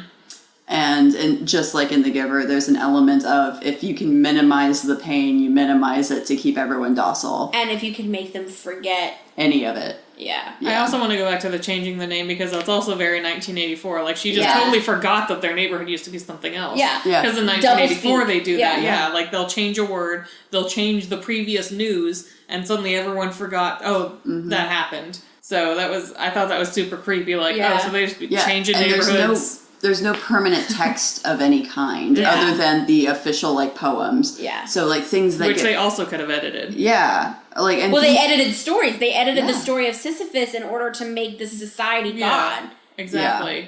Because the story of Sisyphus became... He was a guy that lived in this society and then was punished. Rebelled. Yeah, he rebelled and was punished by the society to roll the rock up the hill. And it was a hill, like, near them. It wasn't this ancient fable about the gods. So There it is was, no real concept Sisyphus of God goes from- in the society. No, Sisyphus becomes a threat instead of, and well, I guess it was always kind of intended as a threat, Yeah. but just kind of recontextualized for people. So that they later. don't think of, because they don't need to know culture outside of, it's interesting, they essentially, I hate to say these words, but appropriated culture Yeah, to themselves and used it instead of adding it to the 100 history lessons that they get. They said, "Oh no, this is our fable. This is our folktale, Oh, and yeah. all of the things that have been passed down, we're going to modify, even though it's not in our official learnings. You're still going to Yeah. learn it I think as that's- to do with us." I think that's a really good point, is the fact that they were willing to change that story because there was no like physical record tied to it means they're probably willing to change in a written document. Well, in the 100 songs, it gets mentioned later that the 100 songs they were allowed to keep, the voice that she hears is computer generated. It's not a real person singing. Yeah. Exactly. Because it's too perfect. So I wouldn't be surprised if the 100 songs, even if they gave a list and it were all titles that we would all know, the words are probably much different. or at least they're modified. Their kids bopped. Exactly, yeah. They're modified versions to fit what the society wants to keep, Absolutely. which is super creepy, and I hate it. Yeah, I'm not a fan. I think overall she did a really good job of building her setting. She gave a really good standard fascist society, and I think that's a good like thing for kids to see. You know, is like this is a thing that can happen and it's bad, and even though stability seems nice, it may not be. Having no choice whatsoever Yeah. is a bad idea. I will say on the note of like I brought it up in the last episode. I feel more comfortable making this argument now, but I think we should add Allegory of the Cave as a trope into our tropes list because it's come up a couple of times in a very YA specific Wet-esque. seeming way. But But I think part of that is the nature of YA because you are coming into your own. So you are going to be having a wider, broader view of the world. The broader issue with that is that Allegory of the Cave specifically refers to you can't go home again. Yeah. That's an element of it. And I know that's kind of, if you're a Joseph Campbell fanboy, you know, that's an element of the hero's journey as well. But she kind of makes it explicit in this book. Well, we can discuss adding it to the list, but I will say, I can see what you're saying. Like, she makes it explicit in this book, not just because everything isn't necessarily as it appears at the beginning, but as a piece of information is coming to her and she has an actual change in the story, she literally says her shadow, she talks about shadows constantly. Yeah, she but does. her shadow passes over that of her fellow students and they don't even look up. And like, it just made me think of like The shadows on the wall. Exactly. Yeah. Distorted shadows on the wall. I could see that. I want to bring up a point that doesn't have nothing to do with nothing. Okay. But it was super weird to me that Kasha always had dreams of real life events. Yeah. She had because I really thought her friend was going to die. yeah, I was like, is she seen? But no, it was just a dream. I'm like, But that's not normal. You don't just dream her about real life dreams were stuff not all the normal. time. It was done for. I think that was done to fake everybody out. I think it was done because of the fact of they have nothing interesting coming in at all, and they're not allowed to create at all. So they really have no reference for That's a things to good come out of. Point. Because if you look at like dreams, they're all weird subconscious things. Well, they're like that- humans trying to solve problems, so it's They do it in a creative way. It's their brain creating a new way It's to a contextualize. solution Yeah. to the problem. But, But, like, here's the thing: her dreams she's are a so sorter. bland. She basically plays Tetris for a living. How can you dream about anything else? I don't know a better way to put that. Like when I worked in data entry. I was going to say when I worked Oh in my retail, God. I would dream of scanning stuff. Yeah. Oh, really? Like I would be thinking about like bagging technique and Yeah. stuff. Oh, really? Yeah, it was Okay, maybe it's awful. more normal than it, because I've never had a realistic dream. I have in my had life. work trauma Oh. dreams so many times where I dreamed I was at work until I woke up. I go thought to her work. dream was weirdly specific and it had too Yeah. much plot to it. Yeah. But as It far made too as much dreaming sense. about work, like having I feel realistic dreams, like I've had those. But I she just had thought, only realistic dreams. I thought they were Yeah. telling her to do this in her dream. Yeah. Ooh. Like that'd I be legitimately, interesting. when it started, was like, oh, they're telling her to give her the red pill, I'm really and excited. I was surprised that wasn't. Yeah, it was just her. It was just her because she thought anxiety that's over what the it red did. pill. Yeah, because she thought the red pill killed you. Yeah. So she was like, oh no.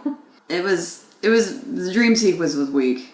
Yeah, I thought it was felt like super weird. So I'm like, you can't dream about just normal stuff every night. Well, Nobody not- does yeah. that. Well, even if you did, it wouldn't necessarily be that kind of normal stuff because we tend to default towards patterns we're having a hard time with.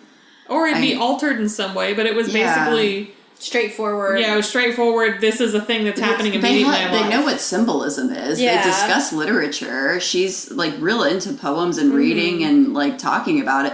So they have language for critique, which I take offense to the idea that you can critique something and not be creative.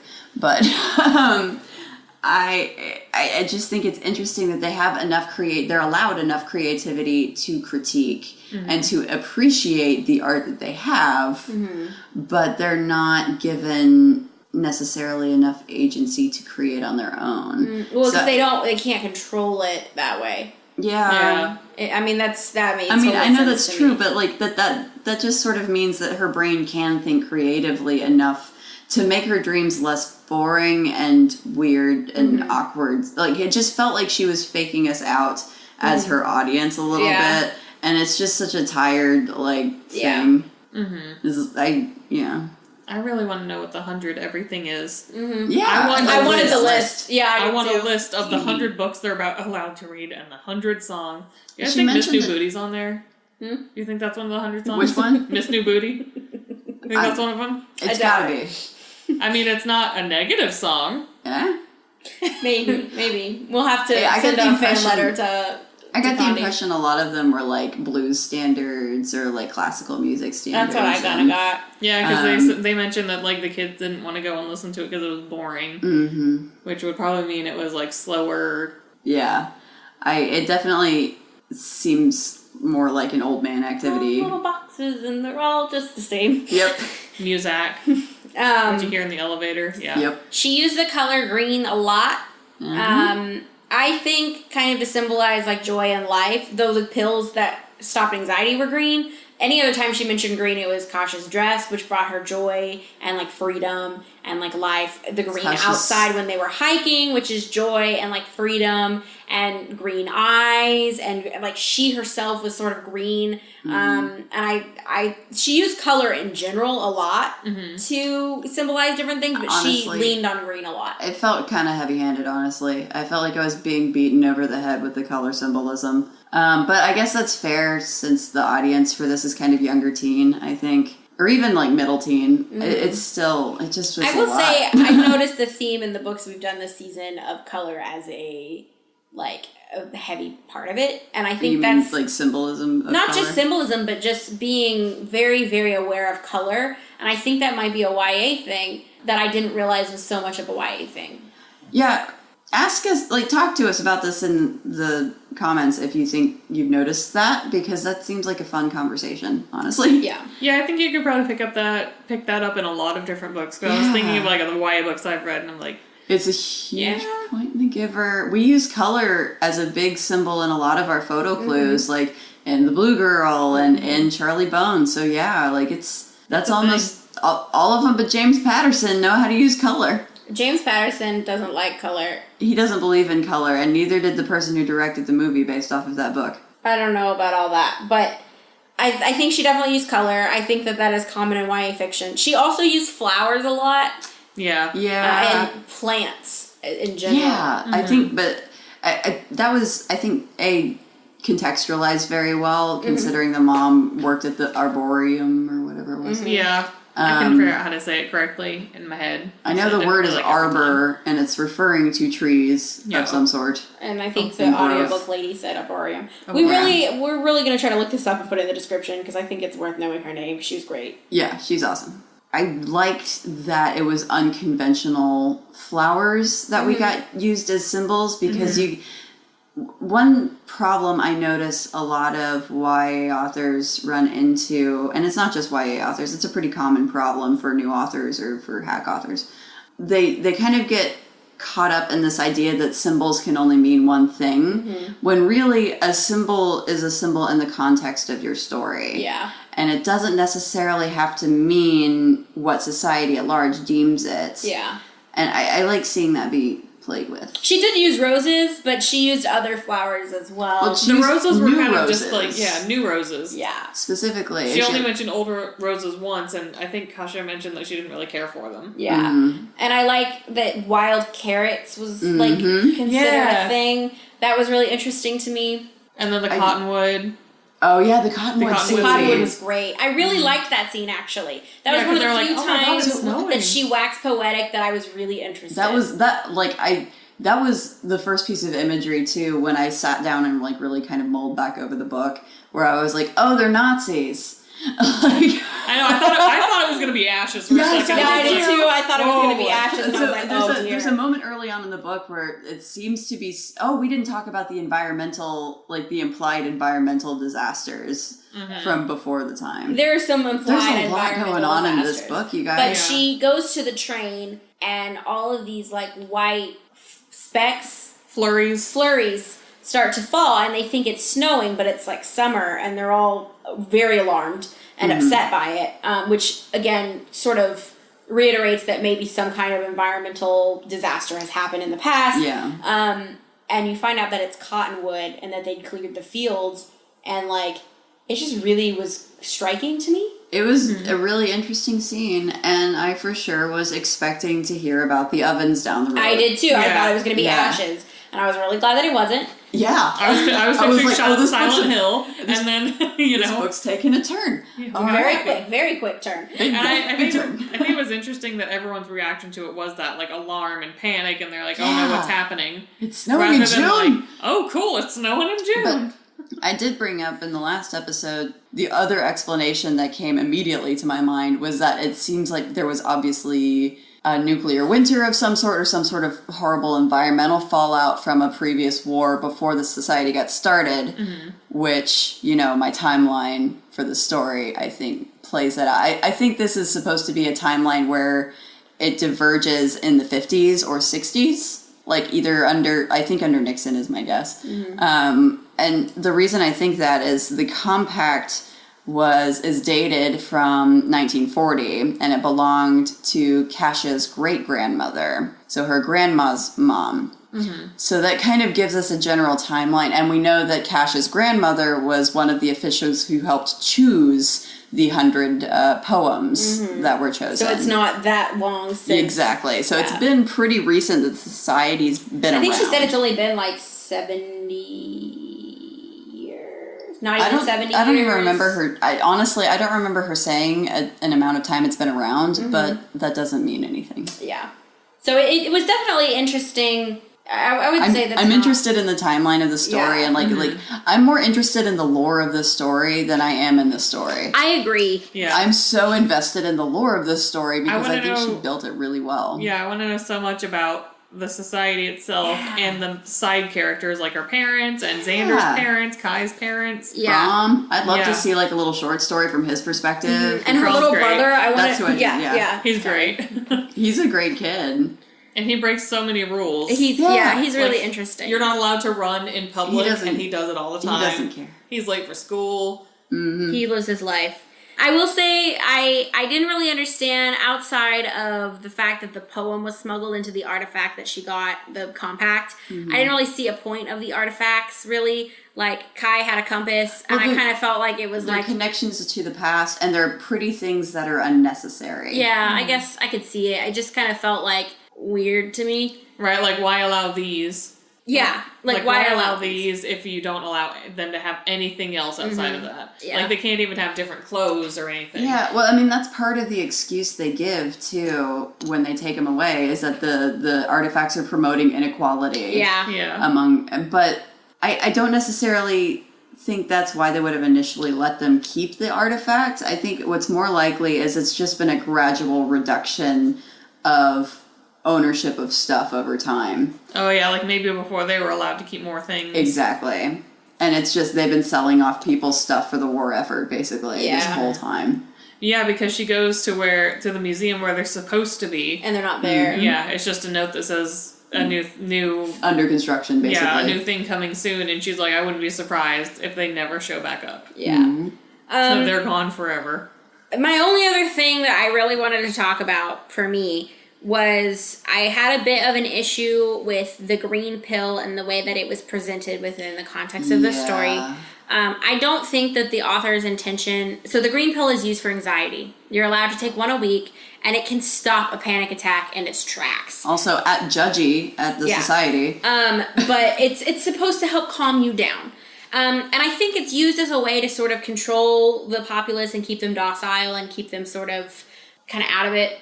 Without letting them delve into drug addiction. Yes. Yeah. So it made sense. And Allie's grandfather, essentially, when she talks about, she gets a green pill for the first time when she's like a certain age, you're allowed to have them. And she says she has a presentation coming up and she's stressed and she's probably going to take one the day of the presentation so that she can relax for the presentation. And he pretty much is like, you're too strong to need that. And I understand the concept that she's going for, Allie Condi, the author, is that, you know, he's trying to convey to Kasha not to let them control her and not to use it. And he says, you're too strong for it. And I think what really got me is it kind of felt like an anti-anxiety medication, like... Not a tirade necessarily, but it comes up again like more than... It comes up a lot.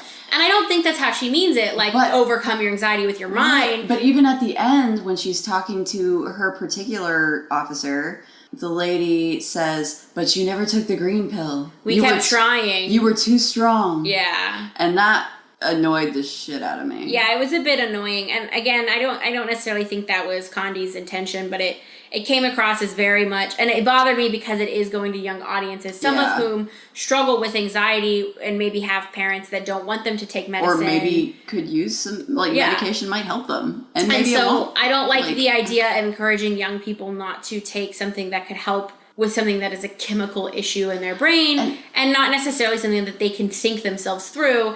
And I don't think that's how she meant it. But she does have that whole scene with M where it is obvious that the green pill is like a lifesaver for M, because M was basically going into shock from a panic attack. Yeah. Which, how outrageously stressed are these people that can happen to them so fast? Yeah. Like, that was a really interesting detail, I thought. But, she never comes across as judgmental towards her friend for having to do that. Yeah. But... It's also displayed in you should be stronger than your brain. Yeah. And you shouldn't take medicine. And again, I don't want to dwell on it too long. Her friend is kind of portrayed as a wreck. I mean, that's the person we described as the Benny Hill soundtrack come to life. Mm-hmm. Like, they don't make it look good, is what I'm saying. Yeah. Yeah, see, and I think I was the only one that didn't think that. Because to me, I got it that it was the... Like, I don't want you to let them have any control over you unless you absolutely Which I totally get. I 100% understand it, and I get that is what she was going for, but it came across a bit because, I mean, especially with the scene with M, like, she's having a full panic attack. Yeah. And so she's like, yeah, take it, whereas Kasha never comes close to that. Mm-hmm. Yeah. She's basically just like, I'm a little worried about this thing. She doesn't ever come close to...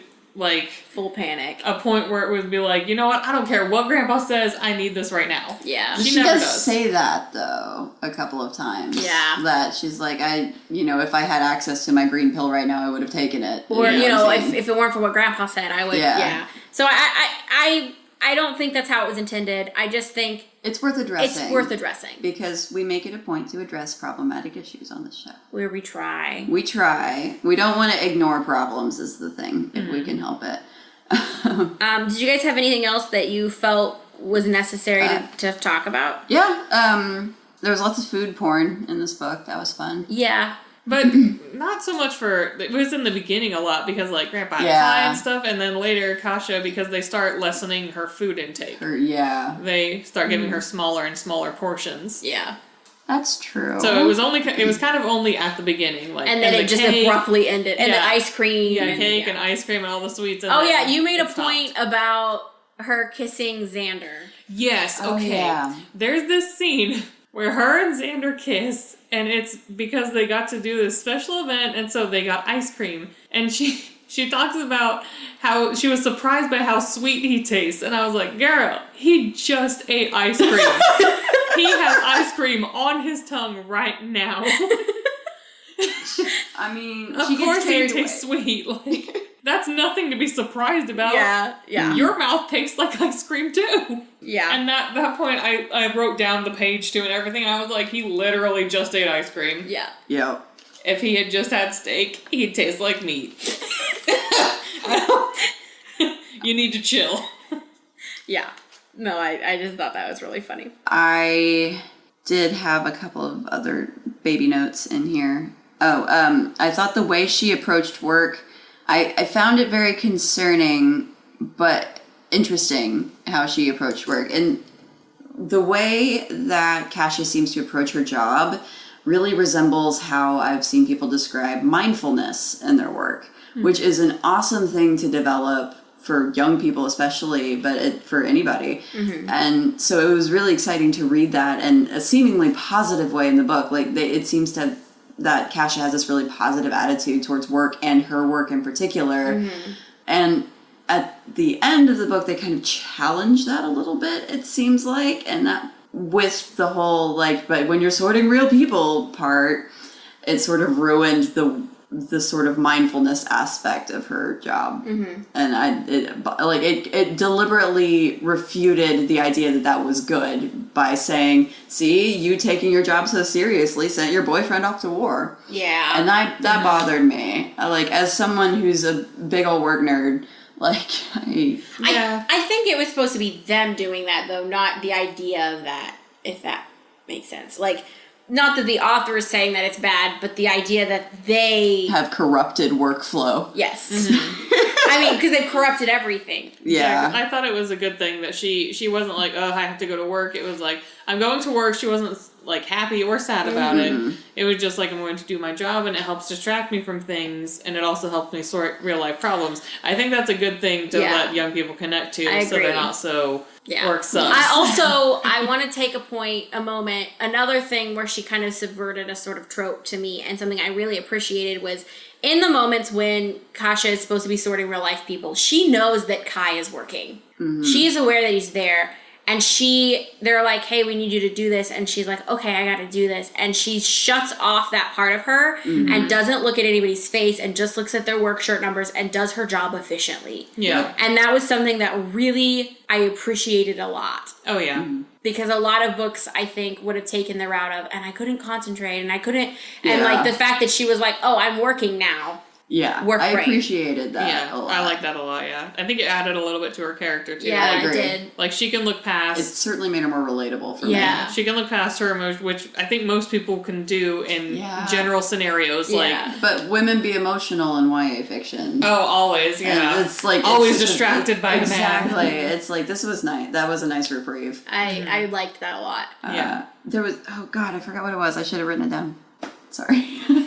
I'll come back to it. It's fine. We'll move on. I mean, I think I've pretty much said everything that I felt needed to be discussed outside of our, like, tropes counts. The YA names. This book has YA name syndrome. I love YA names. I know. I love it, and I will not... I just about, actually threw up when she said Xander. Yeah, I was like, what? Really? So I think Xander didn't get me as much as CW Kai did. Come on. I feel like Xander didn't get me as much as Kai did. Kai's the one that really got K-Y. me. Yeah, K-Y. I thought it was going to be K-A-I or something. Same. And then when they were spelling it, and she was like, is the next letter going to be Y? And I was like, what? Because I was listening to it, so I didn't read his name. And so I was like, why is his name spelled like that? Yeah, I didn't like that. Kai and M and Bram and...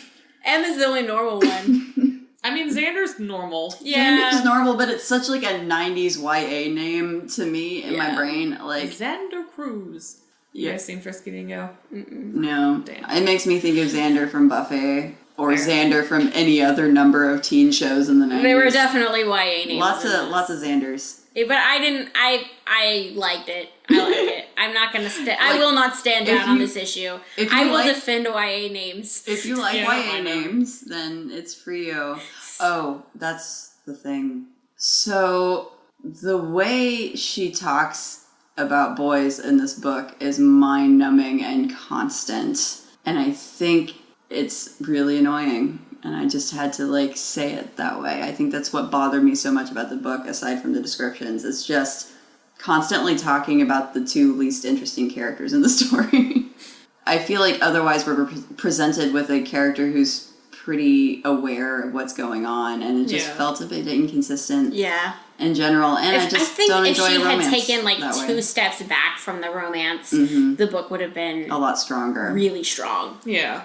Because there's a lot of great setup, a lot of great characters. I still probably Her wouldn't have concepts enjoyed are it. strong. Yeah. Honestly, but that's not a her thing. That's a me thing. That's Yeah. like, I feel that way about Ernest Hemingway. Like, I had to read him for school, and I'm like, I hated every moment of it. I'm just like, I don't know what it is about this guy's writing style, but I want to kick him in the shin. I think you're impatient, and so books that you feel take No, too but long. I really enjoy, like, James Joyce. Okay. You know? So there are authors who are very wordy and, like, lyrical, and I like Shakespeare a lot. Yeah. You know, I've been a Shakespeare fan my whole life. It's just something about that Style. style that just gets me. Well, as far as our tropes go, I got half. 7 out of 14. I got mirror descriptions. Yep. We got a lot of outfit descriptions. Yup, somehow. I included eye descriptions in the outfit descriptions category as like a subcategory. Yes, I didn't fair. give it any points, but I did include it because I felt that it was necessary. We do have a love triangle. It's half the book. Yep. Kai is an Orpan. He is. Adults decide your life at age 17. Yada, yada. I'm not like the other girls. And man. puberty symbolism. I feel like we can give I'm Not Like the Other Girls to, like, that award to several different characters in this book, though. Yeah, none of them are like the other girls. Well, Xander is. Xander, no. Xander's kind of Xander basic. is probably, I would say Xander is not like the other girls, but he doesn't have to tell you he's not like the other girls, so it's not into the, like, I'm not like the Well, other that's girls. like, he's not troped as not Yeah. like the other girls in the same way that, like, in the same way Kasha and Kai super They're are. outsiders. Yeah. To me, Kasha didn't fit it so much because even though she said on her that one night she felt special, the rest of the time she acknowledges we're all then- average, we're all gray blobs like that episode. That's true, Of but Fairly then they Odd go Parents. out of their way to, like, make her, like, talk about her super high scores and how she seems to do all this stuff really well. And they're really, like, she was being, until, like, at part of the experiment, she was told that if she continues her relationship with Kai, that it'll ruin her job prospects. And it's like, it just... Well, I mean, I didn't really... Like, they acknowledge her at work in that way, but that does happen. Yeah. Like, I mean, if you're Good an at your exceptional job. performer, you're Yeah. going to be recognized. I mean, you get recognized in school if you That's do better true. than everyone else in something. And you get I- recognized for being the best at Yeah, something. and the idea of not like the other girls isn't necessarily like, oh, you're special. It's, I'm outside of the, like, I am Yeah. not like the other. And I will say, like, she isn't as bad. There are I'm a not like the other few girls. I moments like sports. where I felt she was kind of not like the other girls. But Kai honestly, is the the person who worst was not like offender. the other girls was Was Kai. Kai is not like the other girls. Nope. He He's is mysterious and different and special, and his tragedy makes him important. Yes. Yes. He And thinks, also somehow he's a spy, even though he like spent most of his life. yeah, in the he suburbs. is the Yeah. best sneaker that ever sneaked. Mm-hmm.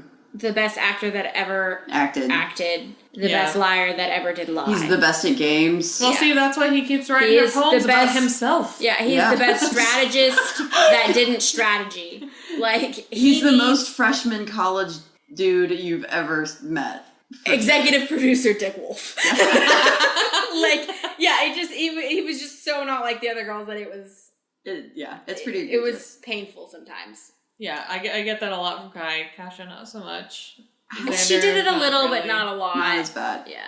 I gotta know, how is it that a book where the characters mostly explicitly wear all the same boring clothes has so many outfit descriptions in it? I don't know. It's I think a lot. it's because there's very specific outfits. Officials always wear white, regular workers Yeah. always wear blue, and then school kids always wear brown. Yeah. And other than that, she doesn't really describe the dresses. plain The clothes. dresses. The dresses, there was But a those lot are of the dresses. special. Yes. but yeah, that doesn't lots matter. of It's still outfit descriptions and porn. eye descriptions. But Yeah. did you guys catch any that I didn't list? Because I just did kind of a look through Not that as I I went. like. I No. Yeah, I don't think so. So half of our tropes got hit. 7 out of 14. It's not as bad as Maximum Ride, but it's close. It's pretty egregious. But I think some of those she used well. At least he was an orphan for a reason. Yeah. It wasn't just like he's an orphan for no reason. It's potentially useful for the plot, Yeah. too. Oh, yeah. And I hate to put it that way, but... Yeah, no, I agree. if- Like, if it you're wasn't gonna- just... It's not like 3 orphans that all... It's not just edgy backstory. Yeah. It has a purpose. Yeah. But the rest of it, I could leave it. I don't mind outfit descriptions. I don't mind Yeah. them. We just want to point them out. Yeah. Like, our goal Yeah. isn't really to be like, these are bad. Like, tropes being hid isn't bad. Puberty symbolism, though? I did put down puberty symbolism. What was your justification for that one? Um, I'm not trying to be judgy, I'm no, curious. there was, so I know she used the flowers for a lot of different things, but the idea of like the flowers blooming and the nature and then like, there were just a couple of things. And he sends a new rose with her when she leaves. Yeah, and just like, I felt like the incinerating the poem that he got for her was kind of Climbing the hill. climbing the hill. Because they finally yeah. kiss at the top of the hill. Yeah, I just think that there was some kind of, there was a little bit of puberty symbol. It wasn't bad. It I think wasn't that's like fair. in your face, but it was there. I didn't write it down, I think, because I wasn't looking that hard for Yeah. it. And that's usually the one I'm like eagle-eyed on. Like, puberty. So, what, do you guys have any final thoughts before we rate the book? I can't think of anything. I think we've exhausted most of our notes, and Yeah, we covered a whole lot of ground. I think so. If you don't feel like you know about this book, we've failed. Yeah. I'm In a lot of sorry. ways. There's nothing we can do for you. This may not be your podcast. Overall, for literary merit, Well, let's... So let's talk about our scores. I'm just going to tell you all my scores at once because it got the same score in every category for me, which is a 2.5. Yep. Fair enough. I thought Fun. she has a lot of good concepts, some decent ideas, some good mystery and intrigue, which all kept me entertained. But overall, I think some of it was poorly executed and it could have been better done for this book. Yeah. I gave it a... you're going to be surprised by this because it's gone up a point, I think, since the last time we recorded this podcast. I gave it a 3.5 for literary merit. Wow. I know. I think I score kind of low because this was like my initial reaction. And Yeah. also, like, I think I tend to be a tougher score on literary merit Than in I am, general, yeah. on all of the books. Well, I think there's an argument to be made that I went ahead and added a point because even though I didn't want to think about it, we've got a lot of really interesting like discussion material out of this book, and I think it has a lot of value for young people. And so I tend to pick literary merit geared more towards the audience it's for rather than it's like merit in society, I guess. Which, doesn't necessarily have to be the way everybody else does it. yeah. But I gave it a 1 for fun factor. It got a point because the actress in the audiobook was so good. And my overall was a 2.5 because I think anything less than that would be unfair and kind of biased because Yeah. I didn't enjoy myself. So yeah, I actually gave it more for literary merit than I think everyone was expecting. Yeah, I was more than I was expecting. I thought you were going to give it like a 2. All right, Charlene. For literary merit, I would give it a 2.5 because to me it doesn't add a lot of new ideas. Yeah. So, but I mean, Yeah. I wouldn't say don't read it. It's just Yeah. it doesn't really add anything that new. Nothing new to the conversation. Yeah. For entertainment, I give it a solid 3 because Ooh. I liked it. I wouldn't say it's the best book I've ever read. I want to read the other ones. You like a mystery, though. Yeah, exactly. I want to know more about what's Same. happening behind the scenes. That's why I want to I read don't- the rest. I had this same problem with the Mortal Instruments series. I don't care about the main characters. I care about the world that Yeah. they're in, and I want to know what's going on. Well, and I have a hard time putting down series in general once I get like invested in what happens. Yeah. And so if you have a good mystery, like even if I hate it, I'm like, well, I gotta read the next one. Right? I want to know where this is going. Yeah. But it's not like Great. right. Like I may never ever read it again after finishing it. Fair. So 3. And then what's the last one? The overall opinion. Overall opinion, I'll give that a 3 too. Like I liked it. Didn't love it. Didn't hate it. Meh. It's good. It's good. Yeah. Okay, I can see that. Not mad about reading it. So let's do some math here and figure out what our final score is. Math is happening. Computing. Okay, and we have calculated to a total of 2.55 for this book. So it's meh. It's meh. You should, if you were interested in this podcast and you want to know for yourself, what you think, then yeah, give it a check shot. out. But if If you you're- don't, I don't think you'd be missing anything. Yeah, like you won't be. It's not like a classic Yeah. genre. I would recommend it to certain people. Yeah. I wouldn't recommend I it can to see that. everybody I know, but there's a couple people I'm like, I think you would enjoy this too. Yeah. And if can you see like that. a good dystopian love triangle, It's got that in It's- spades. And it's if you there. like a love story, I'm sure it was a well-written romance, probably. I don't really have a very good metric for that, though. yeah. So Yeah, same. you'll have to decide for yourself and let us know, actually. If you guys are interested in finding out the next book that we're going to be reading, check us out on social media. We leave clues throughout the week where we talk about, well, we don't talk about, but we try to allude to what we'll be reading. It's not always obvious. This one, I think, Yeah. had some more vague clues. But we like to leave different clues, usually in picture format, for you to take a look at and see if you can guess the book. If you guess the book, we'll give you a shout out in our next episode. Whoop, whoop. If you want to find us on social media, our links are all on the bar at the top of our page or in the description of the episode. Or you could just search YA Sisterhood on Facebook or Tumblr or Instagram, which is where we're on the most, I think. Or do we tweet? We tweet. We have a tweet. We do tweet, I believe. Are there any others? I'm sure there are, but it'll Yeah. all be in the description. So give us a shout out if you are interested in guessing the next book, or if you want to discuss further. I mean, this book had some really interesting topics that we could go over. Yeah, and there's a if lot you of- want to further that. Good Oh, yeah. ground to mine as far as discussions coming from this book. Like, I got to talk about one of my favorite subjects, which is, how people use art to control you. Yeah. I love it. So, there's a lot there. Check us out. Try and guess the next book. And thank you, Charlene, for being on our Yeah, episode. thank you so much. We were Thank you for really being our excited. special guest Yay. on our very special, super long episode. And- Ow. First one, baby. yeah. First. First. No. Oh, no. Let's not bring that back, please. That should. No. That I'm glad that died a long time You know ago. what? If people are excited about being the first commenter, let them be excited, okay? I'm not gonna say anything. Don't let people. I will live let their people lives. live their lives. I'm just saying, don't purposefully bring it back. Some Fine. things need to Fine. die. But yeah, thank you for being on our episode, and Yeah, thank you thank you. guys so much for listening. Yes, we will see you next week. Have a great week. Bye. Bye.